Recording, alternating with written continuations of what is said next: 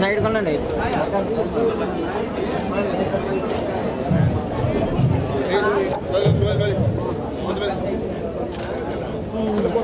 అలాగే అందులో మెచ్చేవాళ్ళండి